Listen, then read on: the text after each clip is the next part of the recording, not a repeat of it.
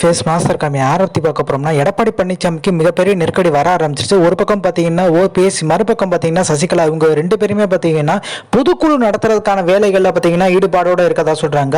மிகப்பெரிய லெவலில் பார்த்தீங்கன்னா ஆட்களை, உறுப்பினர்களை பார்த்தீங்கன்னா தங்கள் பக்கம் இழுக்கிறதுக்கான வாய்ப்பு அதிகம், சாத்தியம் வர ஆரம்பிச்சிருச்சு. ஏன்னா எடப்பாடி பழனிசாமியோட வழக்கல் வேகம் எடுக்க ஆரம்பிச்சிருச்சு. ஒன்று பார்த்தீங்கன்னா இந்த டெண்டர் முறைகேடு தான் பார்த்தீங்கன்னா பெரிய லெவலில் விஸ்வரூபம் எடுத்திருக்கதா சொல்றாங்க. ஸோ தமிழ்நாட்டில் பார்த்தீங்கன்னா நம்ம இந்த கொடநாடு விஷயம் பார்த்தீங்கன்னா வேகம் எடுத்திருக்கு. ஸோ 7 முன்னாள் அமைச்சர்கள் அதிமுக இருக்கவங்களுக்கு சிக்கலை ஏற்படுத்தியிருக்கு.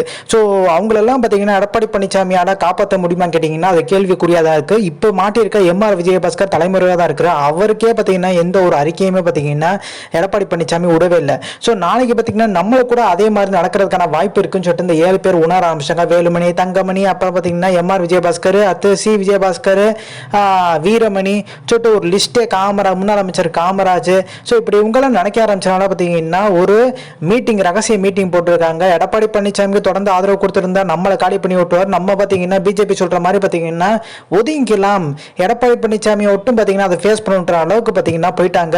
ஸோ ஒதுங்கிக்கலாம்னா சசிகலா தலைமை ஏற்றுக்கிறதுக்கு தயாரிட்டாங்க. சசிகலா பார்த்தீங்கன்னா அதிமுக வந்து வழி நடத்துவாங்க, ஆனால் பிஜேபி கண்ட்ரோலில் தான் இருப்பாங்க. இது ஒரு 2 தலைவர்கள் அதிமுக வழி நடத்திட்டு இருந்தாங்க, ஒருங்கிணைப்பாளர், இணை ஒருங்கிணைப்பாளர். அப்போ இருக்கும்போதே பார்த்தீங்கன்னா ஓரளவுக்கு சுமூகமாக தான் கட்சி வந்து எந்த பிரச்சனையும் இல்லாமல் தான் போயிட்டு இருந்துச்சு. 19 பார்த்தீங்கன்னா 2019 நாடாளுமன்ற தேர்தலோட இடைத்தேர்தலாம் கொஞ்சம் ஓரளவுக்கு பெர்ஃபார்ம் நல்லா தான் பண்ணியிருந்தாங்க.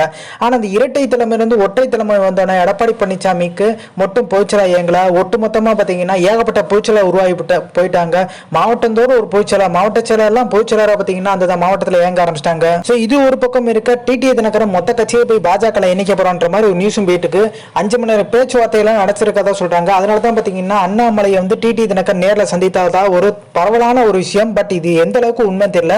ஆனால் அது நடக்கிறதுக்கான வாய்ப்பு இல்லை. ஏன்னா தேர்தல் அப்போ பார்த்தீங்கன்னா டிடி தினகரன் ஓட்டு கேட்கும் போது கூட அண்ணாமலை சொல்லியிருந்தாரு அதிமுக விரைவில் டிடி தினகரன் கையில் வரும்னு சொல்லிட்டு. ஸோ அதுக்கு சாத்தியம் பார்த்தீங்கன்னா கட்சியை இணைக்கிறதுக்கான பிஜேபியோட இணைக்க மாட்டேன்ற மாதிரி தொண்டர்களே சொல்றாங்க. அதெல்லாம் வந்து புரளிங்க, அதெல்லாம் நடக்கிறதுக்கான வாய்ப்பு இல்லை. ஏன்னா இப்போ வந்து பிஜேபியை உட்கட்சியிலே ஏகப்பட்ட பிரச்சனை, அண்ணாமலைக்கும் பார்த்தீங்கன்னா எதிராக நிறைய பேர் பார்த்தீங்கன்னா உருவாயிருக்காங்க.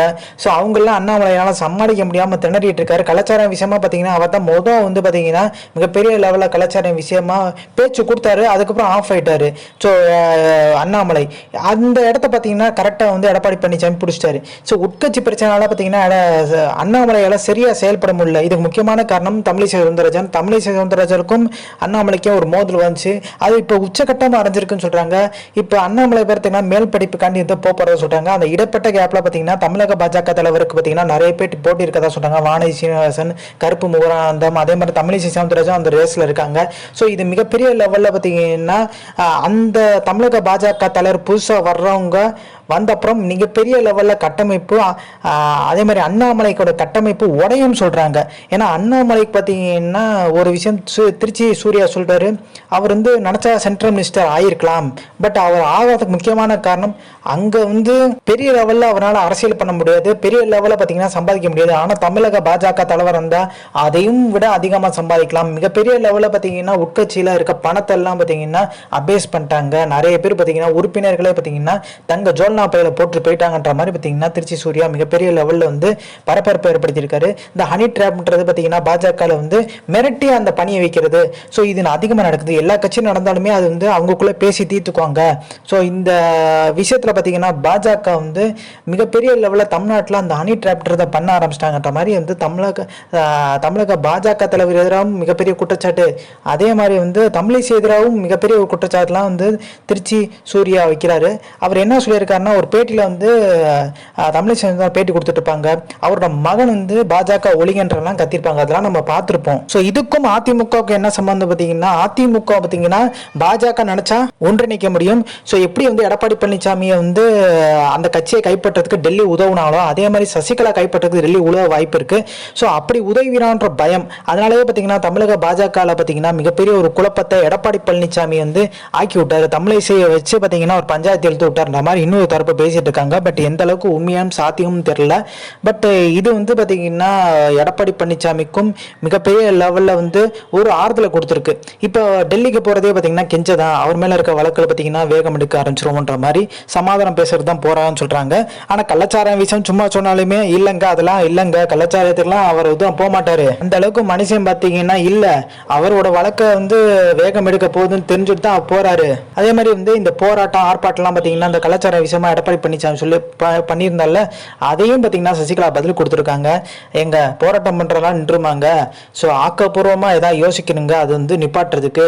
ஸோ போராட்டம் நடத்துறவங்க எல்லாம் பார்த்தீங்கன்னா தங்க வந்து அரசியலில் இருக்கிறோம்னு சொல்லிட்டு காமிக்கிறதுக்காண்டி பார்த்தீங்கன்னா போராட்டம் பண்ணியிருக்காங்கன்னு சொல்லிட்டு எடப்பாடி பழனிசாமியை நச்சு நாக்கு பிடுங்குற மாதிரி ஒரு கேள்வியை பார்த்தீங்கன்னா சசிகலா கேட்டிருக்காங்க. அதிமுக நீங்க இல்லையன்ற மாதிரி வந்து எடப்பாடி பழனிசாமி சொல்றாங்களே அப்படின்ற மாதிரி சசிகலாட்ட கேட்க, நான் அதிமுக இருக்கேனா இல்லையா, நான் எப்படி கட்சி பார்த்தீங்கன்னா அவர் கையில போச்சு, நான் கட்சியில எந்த இடத்துல இருந்தேன், நான் எப்படி உண்மையா இருந்தேன், யாருக்கு பதவி கொடுத்தேன், அவர் எப்படி முதலமைச்சர் ஆனான்னு சொல்லிட்டு அவர்கிட்ட கேளுங்க. எனக்கு தகுதி எனக்கு என்னன்றது தெரியும், என்னோட பலம் எனக்கு என்னன்னு தெரியும். ஸோ சல்லி பசங்களுக்கெல்லாம் நான் பதில் சொல்லணுன்ற அவசியம் இல்லைன்ற மாதிரி பார்த்தீங்கன்னா சசிகலா சொல்ல, ஸோ உட்கட்சியிலே பார்த்தீங்கன்னா எடப்பாடி அணியிலையும் புகைச்சல் இருக்கு. இதுக்கு சாட்சியே பார்த்தீங்கன்னா செங்கோட்டையனே பார்த்தீங்கன்னா இப்போ யோசிக்க ஆரம்பிச்சிட்டாரு, எடப்பாடி பழனிசாமி தலைமை வந்து நீடிச்சா அதிமுக வந்து அழிஞ்சிருமோன்ற பயம் பார்த்தீங்கன்னா அவருக்கே வர ஆரம்பிச்சிருச்சு. சில மாற்றங்கள் ஏற்பட ஆரம்பிச்சிருக்கு. எப்பயுமே செங்கோட்டையன் பார்த்தீங்கன்னா கொஞ்சம் இப்போ ரீசெண்டாகவே காமா இருக்க மாதிரி இருக்கு. அதே மாதிரி வேலுமணியும் பார்த்தீங்கன்னா கொஞ்சம் பின்னாலேயே நிற்கிற மாதிரி ஒரு சூழ்நிலை பார்த்தீங்கன்னா அதிமுக உருவாயிருக்குன்னு சொல்லிட்டு தெளிவாக தெரியுது. ஸோ இந்த இன்ஃபர்மேஷன் பிடிச்சா லைக் ஷேர் சப்ஸ்கிரைப். தேங்க்ஸ்.